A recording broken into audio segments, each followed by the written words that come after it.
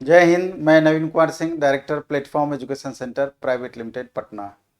Bihar state power holding company limited, आपको पता है कि इसके पहले इससे जो वैकेंसी आई थी 2018 में वैकेंसी आई थी, पुनः अब 2022 में ये वैकेंसी आनी है। बीच में 4 साल का गैप हो गया है और एक बार इससे पहले भी हम वीडियो बना चुके हैं इससे रिलेटेड और पूरा डिटेल इन्फॉर्मेशन भी उस वीडियो में दिए थे कि वैकेंसी इसकी कब तक आ सकती है। लेकिन उस समय एक कंडीशन हुआ इसमें कि जैसे रूल है कि जब इसका टेंडर आउट होता है तो उसमें मिनिमम 3 एजेंसी को टेंडर के लिए अप्लाई करना होता है। लेकिन पिछली बार जब टेंडर आउट हुआ तो सिर्फ और सिर्फ एक एजेंसी अप्लाई की, जिसके कारण से बाद में बिहार सरकार इसके टेंडर को निरस्त कर दी और दोबारा से 30 जून को फिर से टेंडर जारी किया गया है और 2 अगस्त को ये टेंडर को कंफर्म किया जाएगा कि किस एजेंसी का टेंडर के लिए चयन किया गया।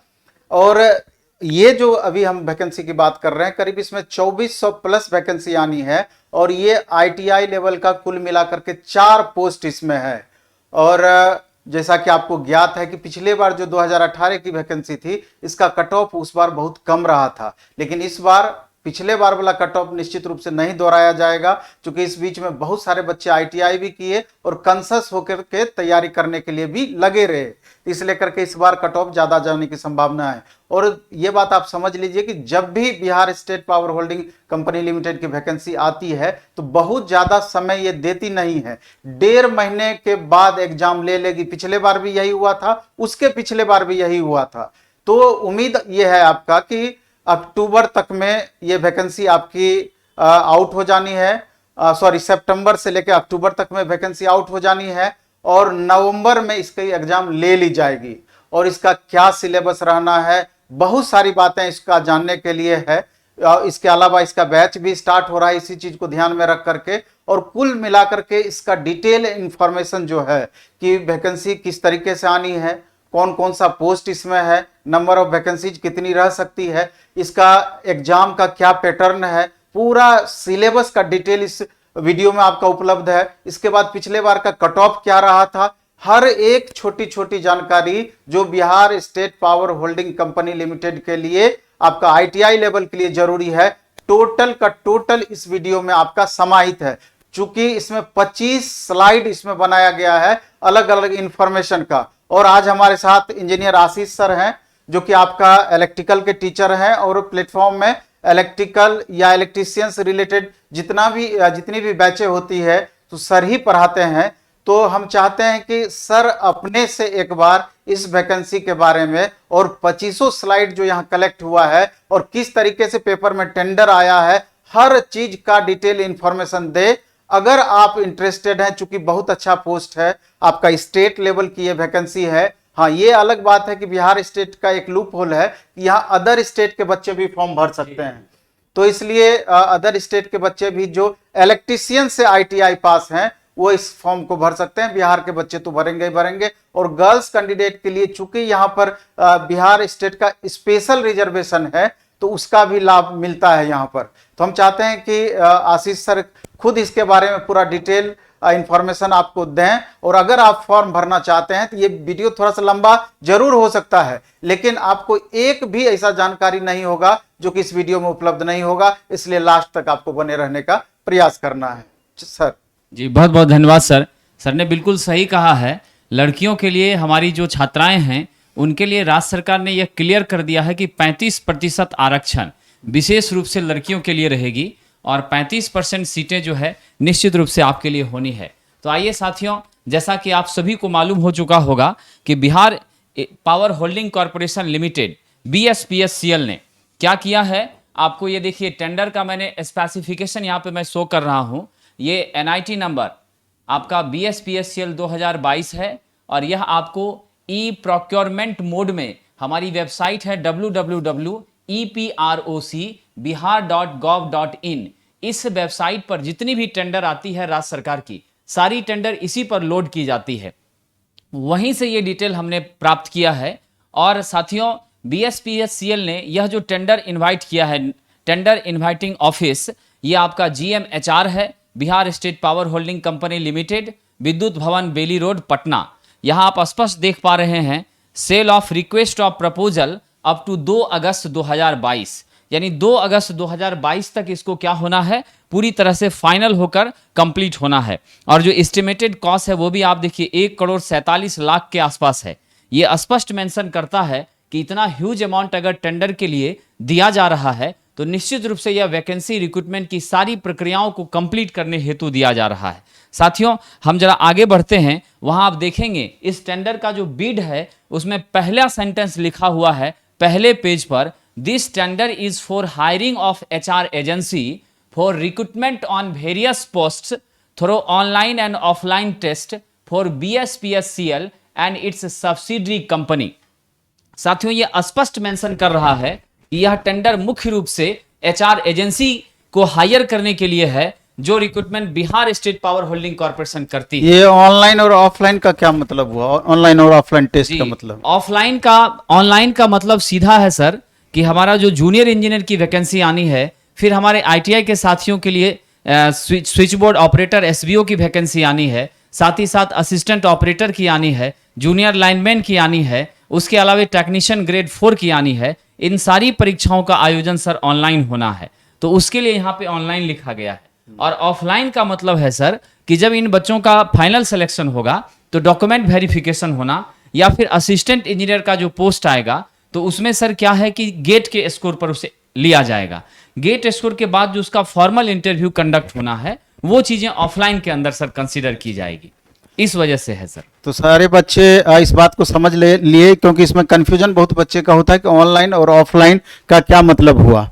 तो चूंकि 4 साल के बाद ये वैकेंसी आनी है और संख्या भी 2400 संख्या कम नहीं होता है, अच्छा खासा संख्या होता है, इसलिए आप अपना अटेंशन इसके प्रति निश्चित रूप से बनाए रखेंगे। बाकी सर इसके बारे में आगे लगातार डिटेल करेंगे। जी, जैसा कि सर हम लोगों ने पहले भी चर्चा किया था कि 900 से ज्यादा पावर ग्रिड हमारे बिहार राज्य में है, सब स्टेशन और नेशनल ग्रिड को मिला करके, और बहुत ज़्यादा मात्रा में जो है सीटें खाली हैं। और मुख्य रूप से अभी जस्ट डिमांड भी किया गया था कि लगभग 4200 के आसपास हमारी सीटें चाहिए। अब कितना फाइनल होता है ये तो आने वाले समय में हम लोगों को क्लियर हो जाएगा, लेकिन जो अनुमान है कि उस हिसाब से कम 24-2500 के आसपास तो निश्चित रूप से ITI के दोस्तों के लिए वैकेंसी रहनी चाहिए। तो साथियों, ये बातें तो स्पष्ट हो गई कि हमारी ये जो टेंडर निकली है ये निश्चित रूप से government PSU, government autonomous body, जो सब ये काम को रेगुलर करती है, कंसल्टेंसी की कंपनियां, उनके लिए है जो HR के लिए आएंगी। साथियों, अब यहाँ एक महत्वपूर्ण बात है,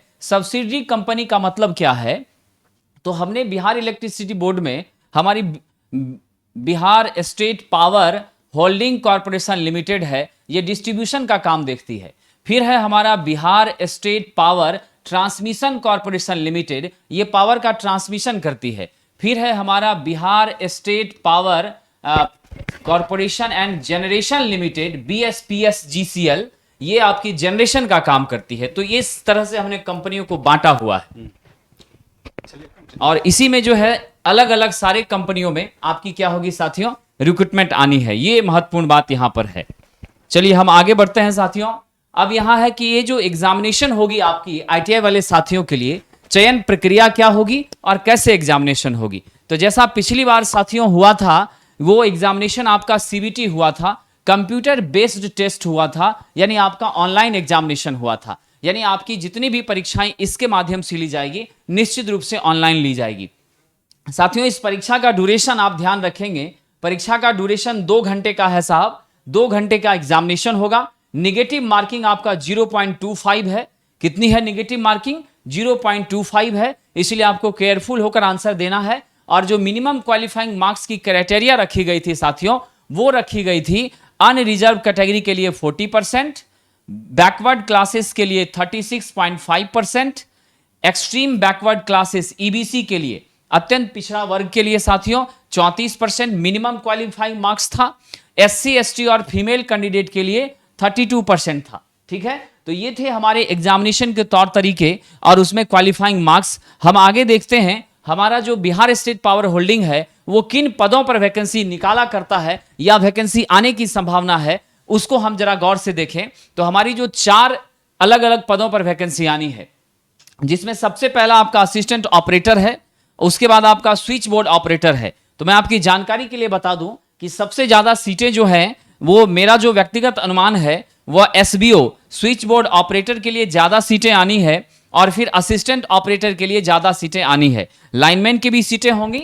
ऐसा जरूर है कि लाइनमैन के लिए हम प्राइवेट एजेंसी के माध्यम से भी काम लिया जा रहा है, लेकिन आपको घबराना नहीं है, प्राइवेट एजेंसी से काम होता रहता है, लेकिन हमारी जो गवर्नमेंट एम्प्लॉय की रिक्वायरमेंट है वो भी यहां पर निश्चित रूप से है। तो आपको जूनियर लाइनमैन और टेक्नीशियन ग्रेड 4 ये 4 वैकेंसी आपको इस सेशन में आने की पूरी प्रोबेबिलिटी है। साथियों, इस वैकेंसी के लिए हमारा जो निश्चित रूप से ध्यान दीजिए कि योग्यता क्या है, कौन हमारे साथी इसके लिए एलिजिबल हैं। तो सबसे मुख्य रूप से आप देखिए, ये चारों पदों के लिए एजुकेशन क्वालिफिकेशन है, मिनिमम आपका 10th तो होना ही चाहिए और 10th के बाद आपको क्या होना चाहिए साथियों, आईटीआई होना चाहिए।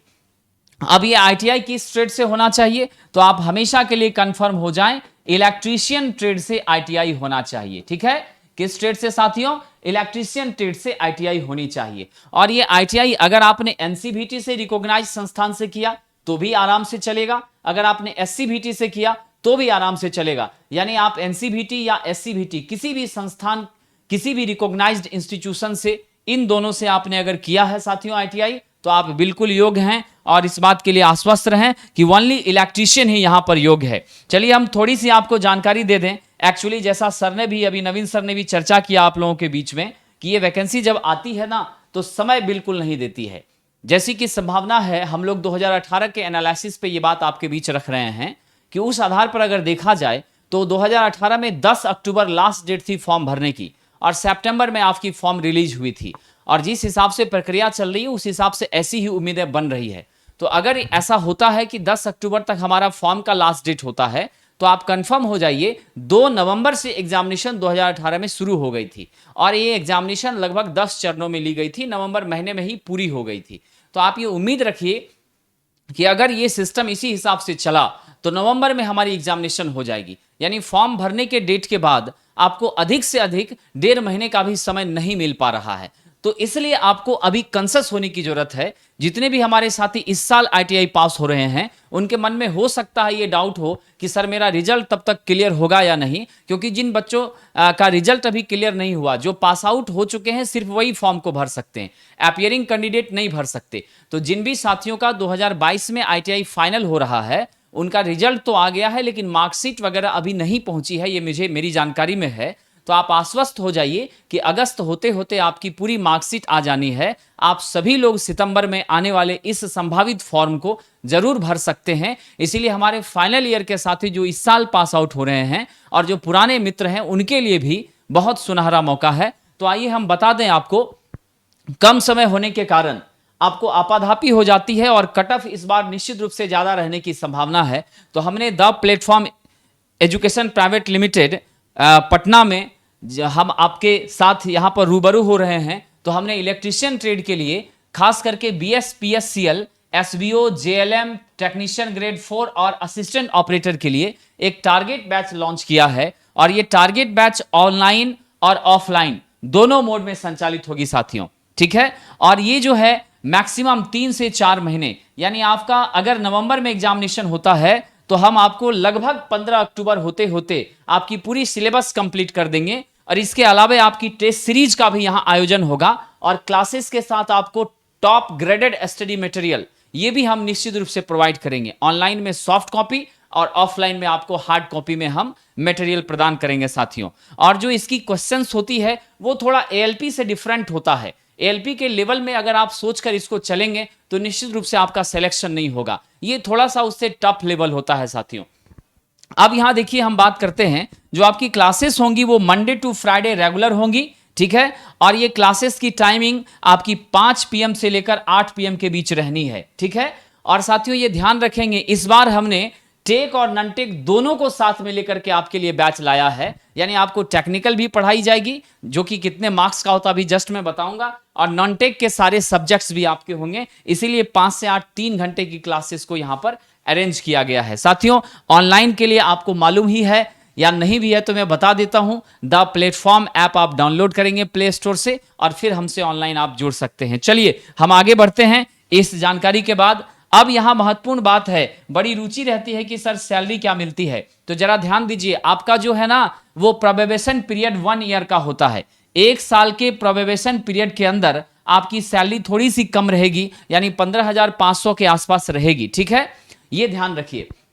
लेकिन जैसे ही आपकी प्रोबेशन पीरियड कंप्लीट होती है तो आपको लेवल 4, लेवल 3, लेवल 3 की सैलरी जो बिहार गवर्नमेंट के हिसाब से लेवल डिसाइडेड है, उस हिसाब से आपको पे स्केल यहां पर मिलेगा।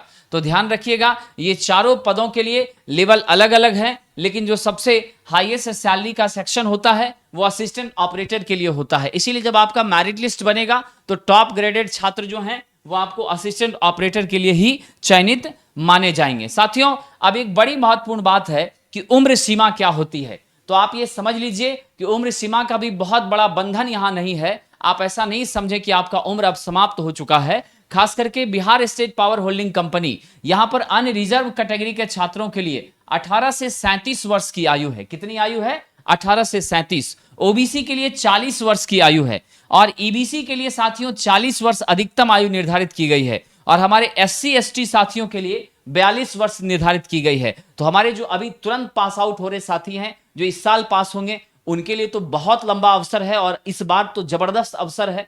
और जो पुराने साथी हैं उनके लिए भी बड़ा अवसर है, क्योंकि अगर आप एलपी के लिए आपका चांस खत्म हो गया तो निश्चित रूप से आपकी चांसेस यहां तो जरूर बची हुई है। तो इसलिए आप इस उम्र सीमा को ध्यान में रखकर आपके लिए समर यानी कि समय आ चुका है जिसमें आपको अब लगना है, मेहनत करना है। अब साहब मैं यहां पे चर्चा करता हूं आपसे कि हमारे प्रश्नों की संख्या कितनी होती है और कौन कौन से प्रश्न कहां कहां से किस किस सब्जेक्ट से आते हैं। तो आप ध्यान दीजिए, मैंने 2 भागों में इसे क्लासिफाई किया है। पहला मेरा टेक्निकल सेक्शन है। टेक्निकल में इलेक्ट्रीशियन ट्रेड से, जो आपकी इलेक्ट्रीशियन ट्रेड होती है, वहां से आपको 50 क्वेश्चन पूछे जाते हैं और कंप्यूटर से आपको 15 क्वेश्चन पूछे जाते हैं। मैं इसके पूरे डिटेल सिलेबस पर आपसे जस्ट चर्चा करूंगा। तो यानी टोटल आप देख लीजिए, टेक्निकल सेक्शन में 65 क्वेश्चन है, जिसमें 50 आपके इलेक्ट्रीशियन से और 15 आपको कंप्यूटर से साथियों। फिर नॉन टेक में आइए तो जीके जीएस के सेक्शन से आपका 10 क्वेश्चन रह रहा है। उसके बाद रीजनिंग, लॉजिकल रीजनिंग से 10 क्वेश्चन है। आपकी हिंदी से साथियों 10 क्वेश्चन है और इंग्लिश से आपका 5 क्वेश्चन है। यानी नॉन टेक सेक्शन से टोटल 35 क्वेश्चन है। ठीक है, तो आपकी जो क्लासेस हम आरंभ करेंगे उसमें आपको नॉन टेक का ये 35 और फिर आपके टेक का 65, ये टोटल 100 आपके बीच हम रखेंगे साथियों। तो आपने कुल देखा टोटल अंक कितने, full marks 100 and total number of question 100। तो 100 प्रश्न और 100 अंक और आपकी समय कितनी, 2 घंटे। टाइमिंग क्या है, 2 घंटे है साथियों। आइए अब हम जरा बात करते हैं हमारा सिलेबस क्या है। तो सबसे पहले आप आइए, ये जो जनरल नॉलेज है ना, वो 10 नंबर का 10 अंक का जो आपका सिलेबस है जनरल नॉलेज का, उसमें क्या क्या चीजें आपको पढ़नी है मैं बता देता हूं। सबसे पहले तो करंट अफेयर्स नेशनल लेवल का और इंटरनेशनल लेवल का, यहां से आपको प्रश्न रहेंगे, 2-3 प्रश्न यहां से रहेंगे। इंडियन हिस्ट्री से 2 प्रश्न हो सकता है। इंडियन ज्योग्राफी से आई थिंक आपको 1 या 2 प्रश्न निश्चित रूप से रहेगा। इंडियन पॉलिटी से 2 या 3 प्रश्न होंगे। साइंस टेक्नोलॉजी से आपको 2 प्रश्न हो सकते हैं। तो कुल मिला के 10 प्रश्न ही देना है। तो इसी 5 सेक्शन को आपको विशेष ध्यान देना है साथियों। चलिए अगला हमारा है लॉजिकल रीजनिंग। लॉजिकल रीजनिंग से भी हमारे कितने क्वेश्चन हैं, 10 क्वेश्चन हैं। अब जरा देखिए, लॉजिकल रीजनिंग में जो 10 क्वेश्चन है उसमें आपका एनालॉजी है, फिर आपकी सिमिलरिटीज है, उसके बाद प्रॉब्लम सॉल्विंग, देन आपका स्पेस विजुअलाइजेशन, फिर अर्थमेटिक नंबर एंड सीरीज और फिर अर्थमेटिकल रीजनिंग। ये 6 टॉपिक्स हैं जिन टॉपिक से आपको रीजनिंग में क्वेश्चन होंगे। 10 क्वेश्चन 10 मार्क्स के होंगे साथियों। अब जनरल इंग्लिश, एक्चुअली हमारे बिहार में सबसे ज्यादा डर इसी बात की रहती है कि इंग्लिश का मार्क्स जो है वो थोड़ा कम हो जाता है, लेकिन आपको घबराना नहीं है। इंग्लिश से 5 क्वेश्चन ही है और ये 5 क्वेश्चन भी है साथियों। तो आपको 6 टॉपिक हैं। तो आप समझ लीजिए कि आप एंटोनिम सिनोनिम को रट लीजिए, 1 वर्ड सब्स्टिट्यूशन को याद कर लीजिए, एरर डिटेक्शन, फिर आपका आइडियम्स फ्रेजेज, बड़े मजेदार टॉपिक है, बहुत आनंद आएगा पढ़ने में। ठीक है, और उसके बाद लास्ट में पैसेज कंप्रीहेंशन। इन्हीं 6 टॉपिक से आपको 5 प्रश्न पूछा जाना है। तो हम आपको हिंदी और इंग्लिश दोनों की क्लासेस देंगे, जिससे कि आपको दिक्कत बिल्कुल भी महसूस नहीं होगी साथियों। आइए अब अगली बार आपकी जनरल हिंदी है। ठीक, तो हिंदी में भी वही सारे टॉपिक्स हैं जो आपको इंग्लिश में हैं, यानी आप उसी का इंग्लिश वर्जन यहां पर देखेंगे। मुख्य रूप से आइए, ग्रामर आपका जो है व्याकरण, वो यहां हिंदी में पूछा जाएगा। फिर आपका वोकैबुलरी दैट मींस शब्दकोश, उससे भी प्रश्न होंगे। फिर आपके कंप्रीहेंशन से प्रश्न होंगे। फिर खाली स्थानों को भरें, वहां से प्रश्न होंगे, ठीक है। फिर आपका एरर डिटेक्शन, देन एंटोनेम, ठीक है, समानार्थी शब्द, उसके बाद आपका विपरीतार्थक शब्द, और उसके बाद मुहावरे। ये सारे भागों से आपको प्रश्न होंगे और ये सभी प्रश्न का लेवल 10th लेवल का है, ठीक है। तो निश्चित रूप से आप ये ध्यान रखिए कि नॉन टेक को भी इग्नोर करना बहुत सही नहीं है, नॉन टेक को भी निश्चित रूप से हमें ध्यान देना है। 35 नंबर है, 0.5 से बहुत सारे बच्चे मुझसे मिलते हैं, कहते हैं सर मेरा 0.5 से नहीं हुआ, मेरा 2 मार्क्स से नहीं हुआ, मेरा 1 मार्क्स से नहीं हुआ। इसलिए हम सारी चीजों को क्या करेंगे, ध्यान में रखकर पढ़ाई करेंगे। और मुख्य रूप से इस बात को समझिए कि बैलेंस्ड स्टडी होगी और कंटिन्यूअस स्टडी होगी तो ये एग्जाम क्या, दुनिया का कोई भी एग्जाम हो, आपसे जरूर निकल जाएगा साथियों। चलिए आगे बढ़ते हैं। अब आपका आ गया कंप्यूटर। ये बड़ा महत्वपूर्ण है क्योंकि यहां से 15 मार्क्स के क्वेश्चन हैं, ठीक है। और जब आप जॉब में जाएंगे तो वहां भी आपको कंप्यूटर फ्रेंडली होना पड़ेगा, क्योंकि आपकी जो ऑपरेशन है, स्विच बोर्ड ऑपरेटर या फिर असिस्टेंट ऑपरेटर, उन्हें सिस्टम के साथ बिल्कुल जुड़ के काम करना होता है। इसलिए साथियों यहां पर आइए, सबसे पहला जो यहां है वो आपको कंप्यूटर में बेसिक नॉलेज ही पूछा जाता है। अब फंडामेंटल ऑफ कंप्यूटर के अंदर क्या है, सीपीयू के बारे में, memory, hard disk, input output devices, फिर नॉलेज ऑफ नंबर सिस्टम, यहां से आपके प्रश्न रहेंगे। उसके बाद आइए कंप्यूटर का अगला सेक्शन है, वो है basic concept of computer, hardware और सॉफ्टवेयर। उसमें आपकी कंप्यूटर सॉफ्टवेयर से क्वेश्चन होंगे, ऑपरेटिंग सिस्टम से होंगे, कंप्यूटर लैंग्वेज से क्वेश्चन होंगे साथियों। उसके जस्ट बाद आइए तो basic knowledge of MS Office, MS Office में MS Word, MS Excel, MS PowerPoint, इन सभी से प्रश्न होंगे। उसके बाद अगला section basic knowledge of internet, web browser, email, search engine, web servers, ये सारे जगहों से आपको प्रश्न मिलेंगे। देन आपका basic knowledge of computer network, LAN है, वैन है, मॉडेम, ये सभी चीजों से आपकी क्या होंगी, प्रश्न यहां से पूछे जाएंगे साथियों। फिर आ गया basic knowledge of cyber security, virus, malware functioning, warm, internet security, network security, firewall, ये सारे टॉपिक से भी आपको प्रश्न रहेंगे। तो कंप्यूटर का सिलेबस साथियों है तो बेसिक, लेकिन बहुत छोटा भी नहीं है कि उसको इग्नोर किया जा सके, और 15 मार्क्स का है भी, तो ये बड़ा मायने रखता है हमारे लिए। तो इसलिए साहब अभी तक मैंने आपको 35 नॉन टेक और 15 कंप्यूटर पे चर्चा कर लिया। अब ये सब मिला के 50 मार्क्स होते हैं, और अब आपका टारगेट है टेक्नीशियन का, जो कि इलेक्ट्रीशियन का है। और साथियों बिहार सरकार में हमेशा याद रखिए, बिहार इलेक्ट्रिसिटी बोर्ड में जूनियर इंजीनियर की जो वैकेंसी आई करती है या आती है, तो उसमें भी आपको क्या होता है ना, फाइनल ईयर के सेमेस्टर के, फाइनल सेमेस्टर के सब्जेक्ट से प्रश्न ज्यादा पूछे जाते हैं। उसी तरह यहां पर भी जो आपको सिलेबस निर्धारित किया गया है प्रीवियस एनालिसिस के आधार पर, तो वो जो सिलेबस है उसमें भी आपको सेकेंड ईयर आईटीआई के कोर्सेस को यहां पर ज्यादा पूछा जाता है। एक आध प्रश्न हो सकता है फर्स्ट ईयर के बेसिक से हो सकते हैं, बट आप ये कंफर्म हो जाइए 98% question must comes from these sections, यानी आपको इन्हीं सारे सेकेंड ईयर के हिस्से से ज्यादा प्रश्न पूछा जाता है। साथियों सबसे पहले जो मैं चर्चा करूं वो इल्यूमिनेशन है, प्रदीप्ति। उसके बाद आपका इलेक्ट्रिक केबल, इसी के अंदर आपका अंडरग्राउंड केबल भी आ जाएगा। फिर डोमेस्टिक इलेक्ट्रिकल अप्लायंसेस, घरेलू विद्युत उपकरण, देन आपकी अर्थिंग, भूसंपर्कन, फिर आपका इलेक्ट्रिकल वायरिंग, वैद्युतिक वायरिंग, चाहे वो घरेलू हो या इंडस्ट्रियल हो, वो सारी इसके अंदर आ रही है। मैंने यहां पे अलग से मेंशन भी कर दिया, इंडस्ट्रियल वायरिंग, औद्योगिक वायरिंग, इलेक्ट्रिकल एसेसरीज, वैद्युतिक सहायक सामग्री, फिर कंट्रोल पैनल और लेआउट, इससे तो स्विच बोर्ड ऑपरेटर को बहुत ध्यान से इसको समझना है। उसके बाद आपकी ट्रांसफार्मर, ठीक है, फिर आपकी 3 फेज इंडक्शन मोटर, उसके बाद साहब single phase induction motor, then आपकी अल्टरनेटर, फिर आपका synchronous motor, DC generator, DC motor, या आपके 15, उसके बाद एसी डीसी ड्राइव, जिसके माध्यम से हम स्पीड कंट्रोल करते हैं साथियों किसी भी मशीन या मोटर का।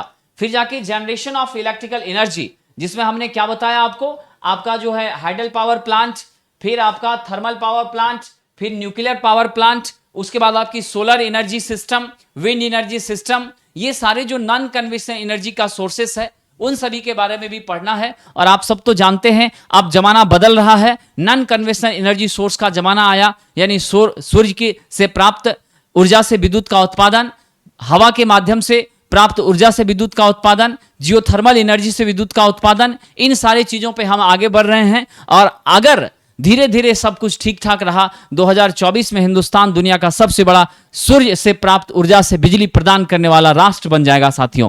तो इसीलिए नॉन कन्वेंशनल के बारे में भी आपको जानकारी है और वहां से प्रश्न पूछा जाता है।